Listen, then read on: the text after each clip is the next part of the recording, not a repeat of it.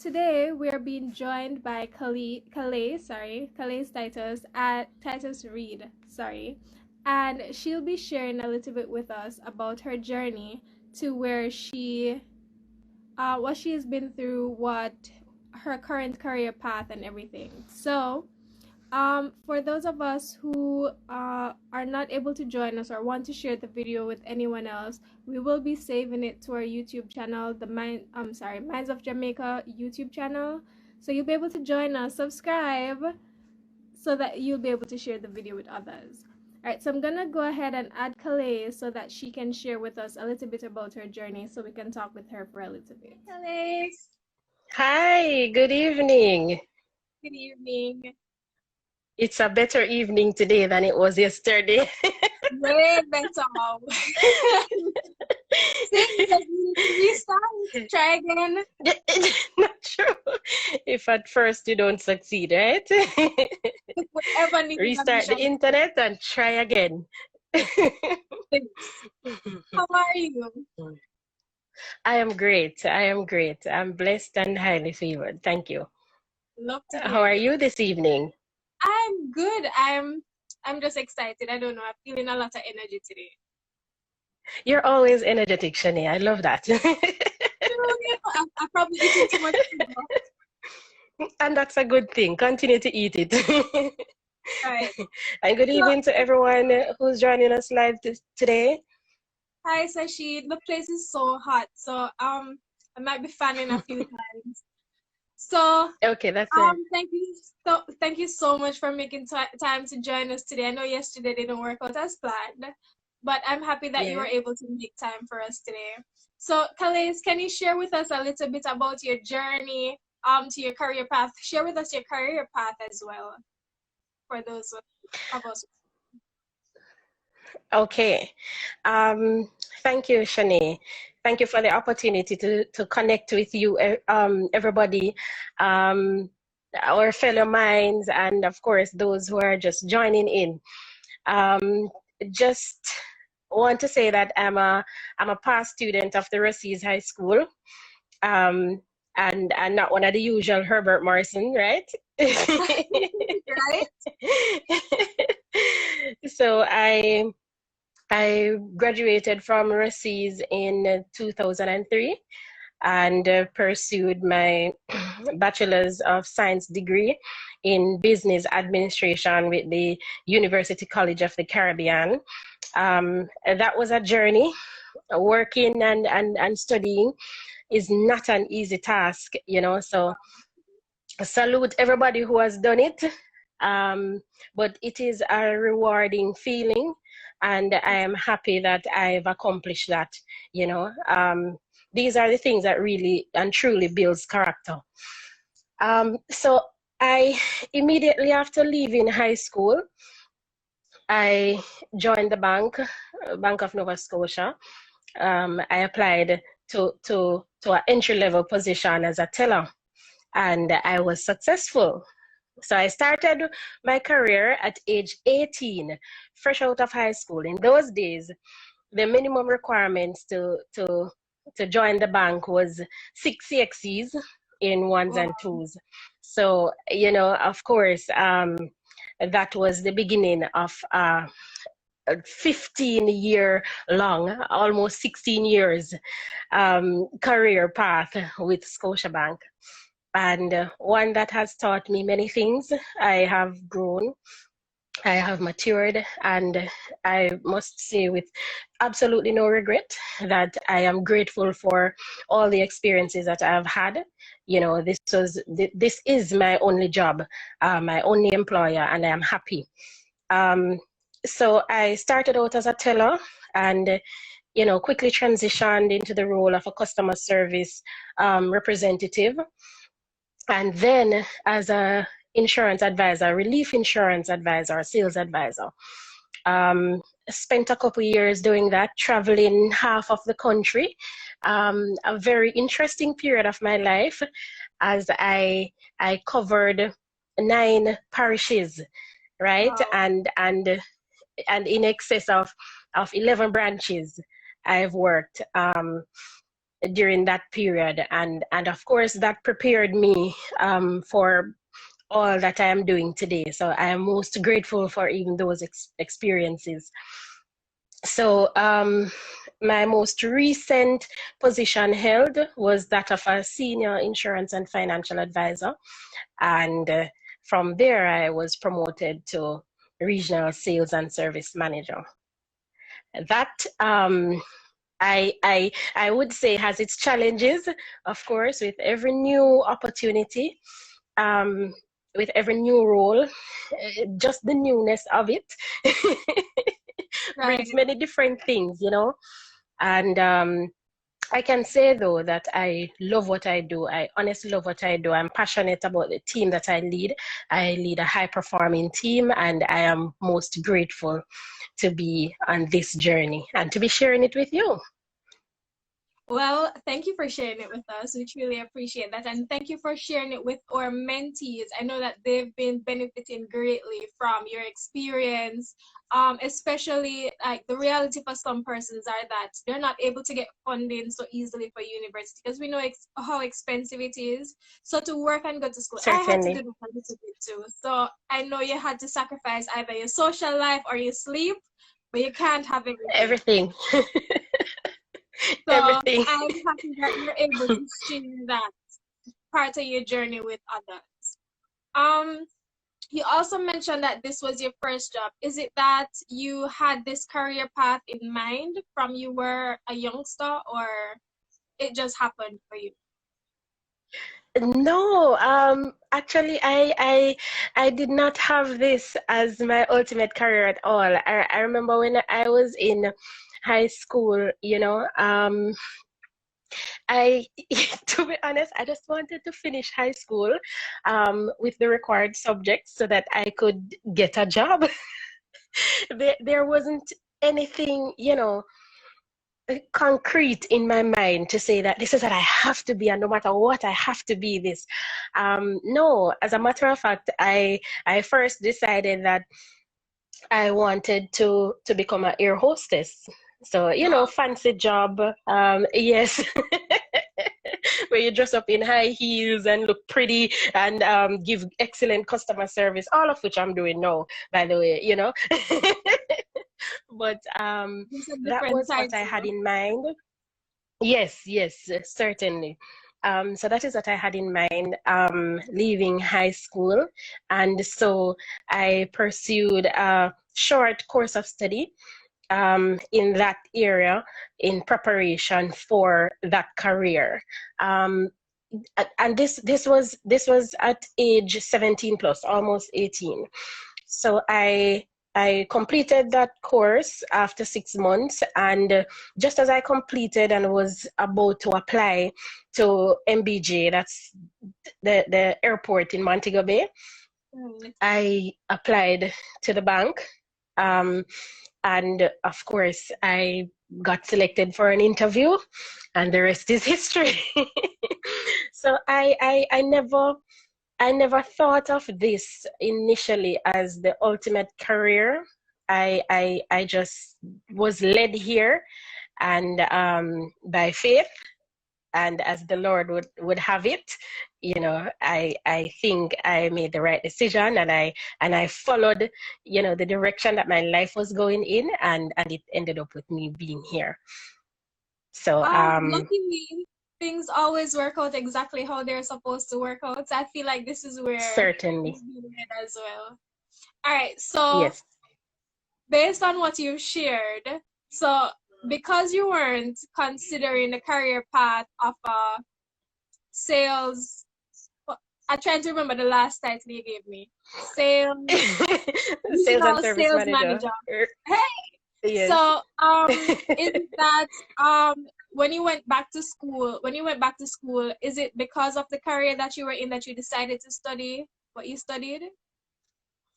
No, just as you said a while ago, and you know, you saying that kind of opened the door for me to really speak about this. So I come from humble beginnings. So my parents were not able to afford a college degree or a university degree when I completed high school. And knowing that, my aim was to get a job first. And I wasn't gonna fool myself to put them through too much, So I decided that I would go work and pay my way through university. And that is what really pushed me into the working world at such a young age, because I know that they were not able to afford it. And I knew that this is what I wanted. So in planning my future, I decided that I would just get the required subjects for me to enter into university, but also to enter into the working world. And then from there, I would continue to study in the evenings to get to where I want to be. I love that. I think it also makes you a little bit more motivated when it's your money on the line.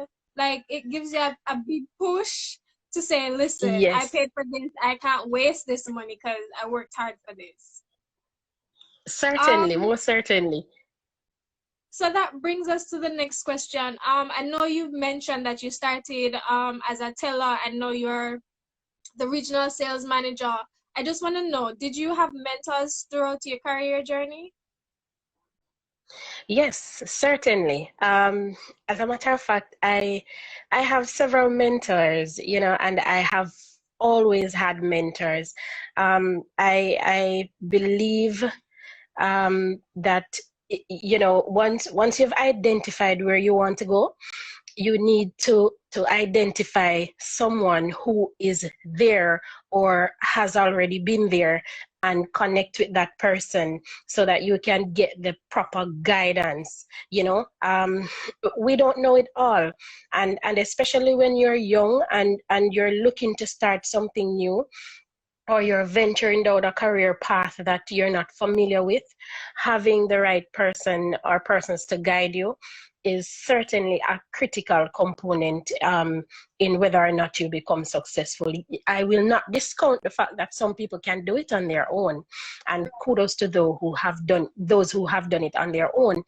But in my experience and in my belief, it is important for you to have those people who are really strong enough to hold your hand and to guide you down the selected path. So I've had several mentors. At every step of the way, I have had mentors. I've drawn on different kinds of people. I personally believe that there is something to be learned from everybody that I meet.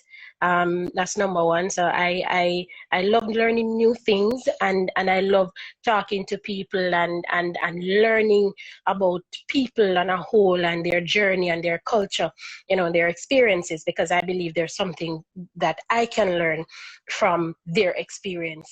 So in terms of mentors, trust me, I have my family who I look up to, and I look to for support. I have a set of praying friends who mentor me emotionally, spiritually.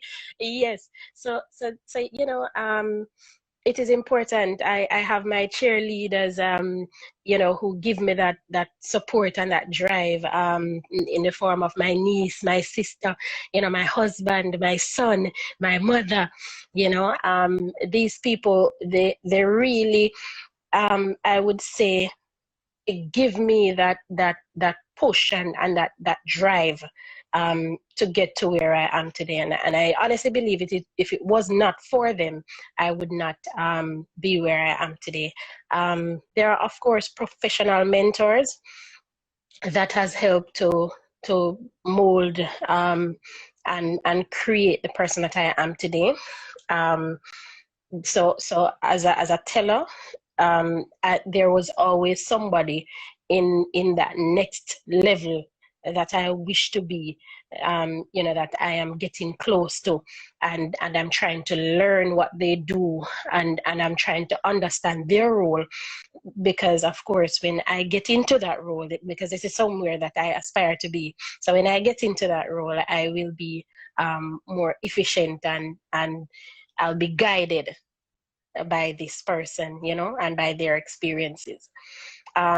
Even as I was transitioning from an insurance advisor, because as I said, I was a senior insurance advisor before, insurance and financial advisor. So even as I was about to transition from that role into my current role, I had not just one, but several mentors, at that stage, past regional managers that I have had the pleasure of working with, that I believe were excellent in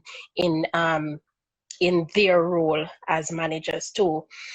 So there are several people that I really draw on for mentorship, spiritually, emotionally, physically, professionally, and personally.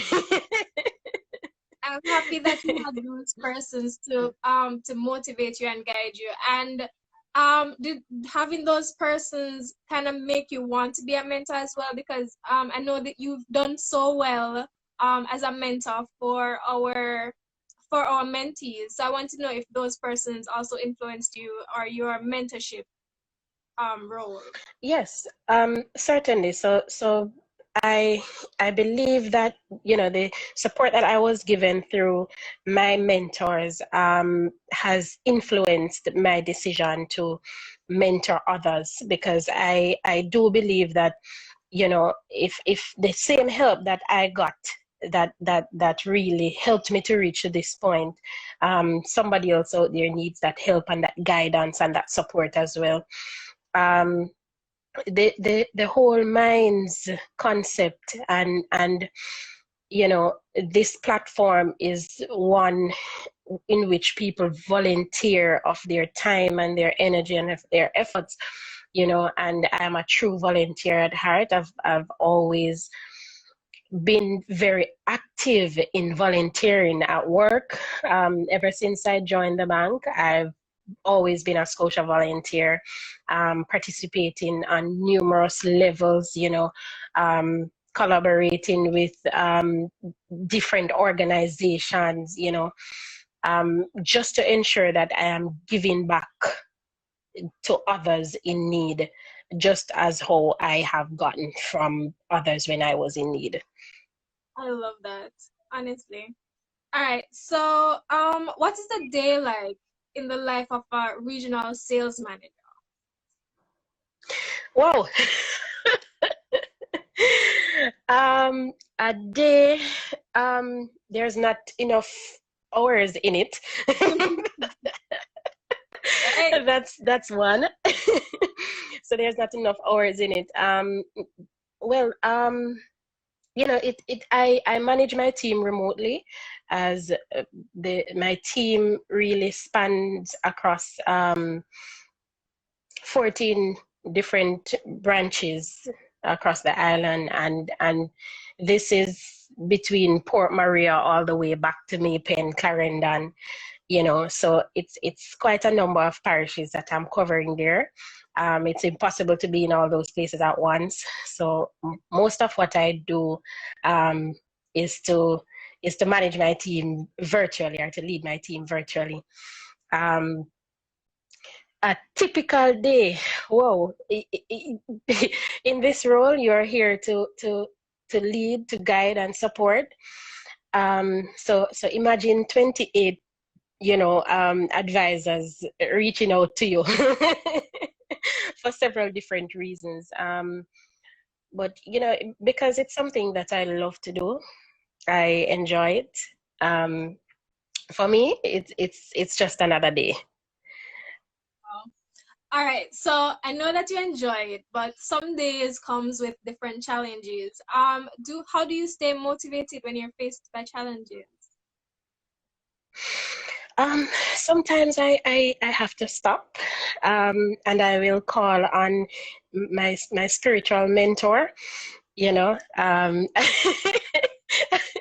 So I may send a message and inform that individual that, you know, you need to pray for your sister. She's going through a tough day today, you know, or I need some prayers. And then you'll see a prayer coming in via WhatsApp or a call coming in later.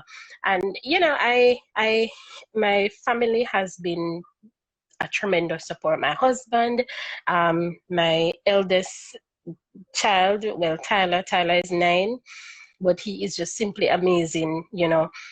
Sometimes when I get home from a long day and, you know, it's tiring, it's hard, and you get home, he is the one to come over and, Mom, how was your day?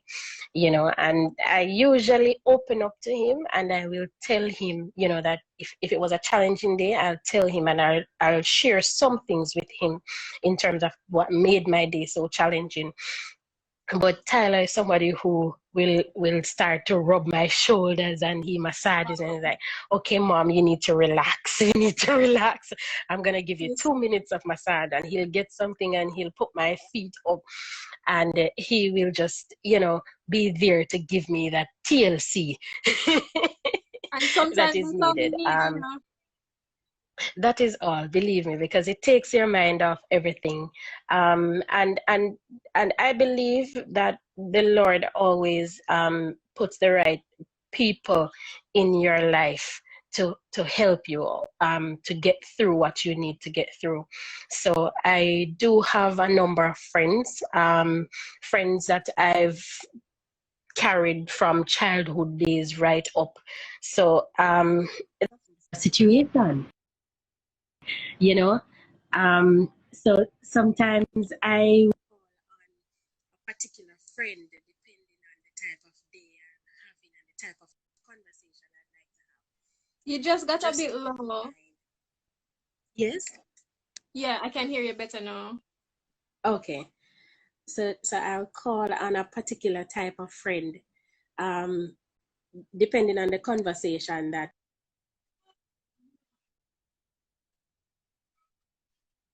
All right, so now it's loading. Okay, you're back. Sorry about that. Yes, I was saying that I have different friends that I'll call on um, if I'm going through a difficult day and I think I need a break, you know, to unwind.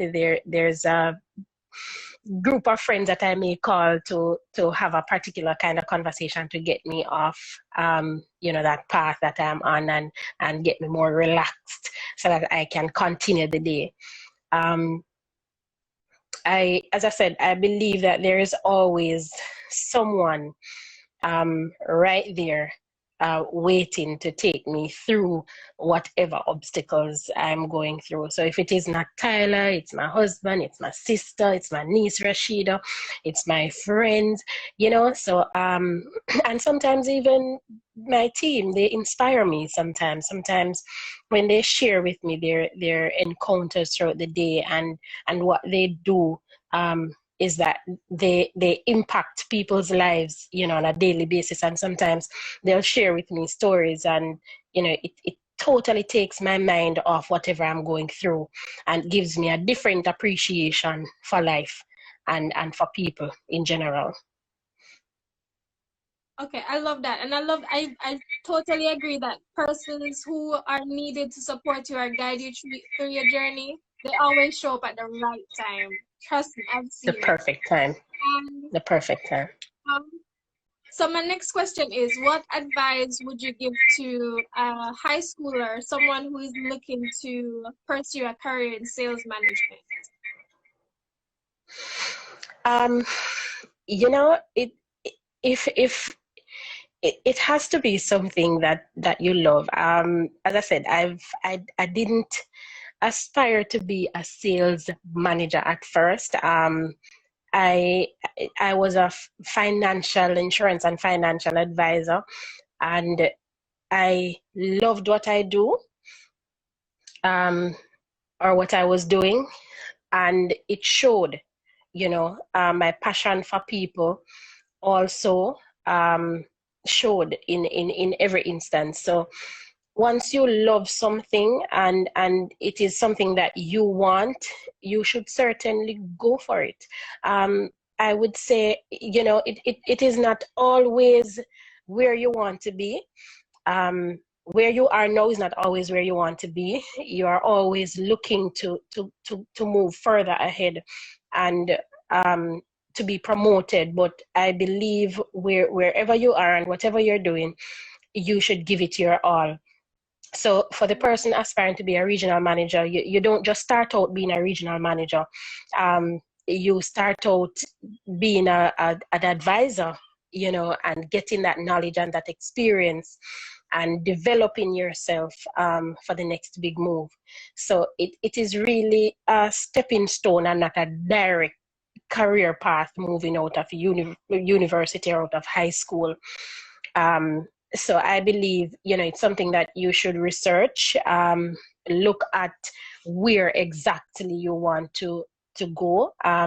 Being a regional manager in what field? In insurance, in banking, in retail. I mean, look at where you want to go. Look at the field, look at the ins and the outs, the pros and the cons, of course, and look at the stepping stones that you'll need in order to get you there.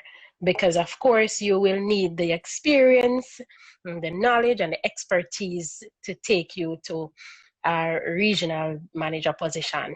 You know, I honestly believe that whatever you're doing, give it your best. Every day I've always said, even when I was an advisor, every day that I come to work, I give it my all. So whatever you're doing, give it your all. Be eager to learn and to know, and to grow. I agree. And I totally agree with the part, especially where it says give it your all, because if it's not something you're passionate about or that you're willing to sacrifice for, it usually doesn't work out. And Sasheen mentioned earlier, the blessings come from the sacrifice. So I just wanted to point that out too. Certainly. So, certainly. Is there any other tidbit or takeaway that you want a high schooler or a student, that any student at all watching this, to say, okay, all right, I watched this live and this is what I got from today? Takeaway, what I would leave with you, you know, it's not, life in itself is not easy. There's no one to in terms of getting to where you want to go.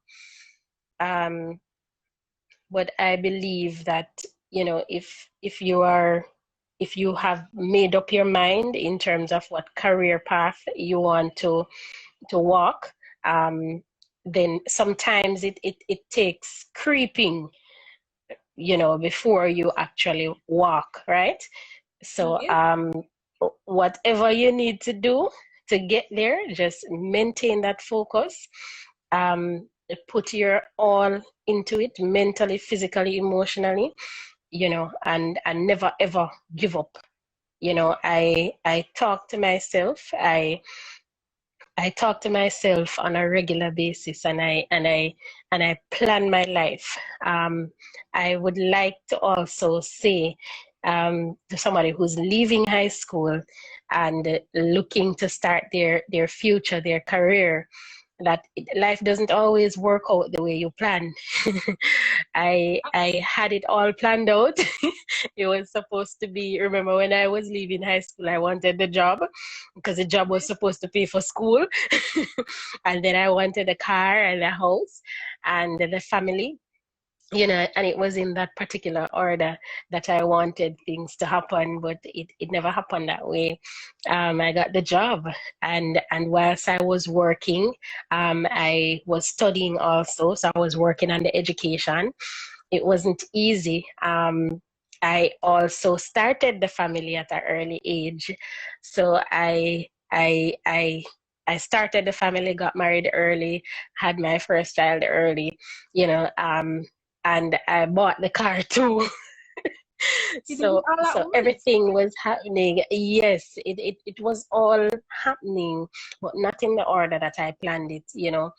And got the house and the ultimate career opportunities. Because of course, as I said, the career path developed along the way.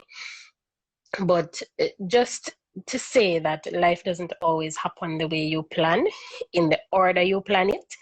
But nevertheless, do not be daunted by that. Just continue to push on, embrace every opportunity, have no regrets. Every experience is there to prepare you for your next step. So, whatever downfalls, whatever what we would say unexpected occurrences, they are all to prepare you for your next big step, and they all come with a lesson. In every adversity, in every crisis, in every situation, there's a lesson to be learned. It is important too for one to think of work-life balance. I've seen many people, wanting that ultimate career and wanting everything all academically, and they are so focused on getting it all, and they work towards it, and at the end of the day, when they finally achieve it, and it's time to have that family life, sometimes it is too late. And so I appreciate the fact that I was nurturing my family and building my career and working on myself, personal growth, all at the same time, spiritual growth, all at the same time. So work-life balance is important. It's important to balance your family and your career at the same time. So every experience is building you for something greater. Embrace it all.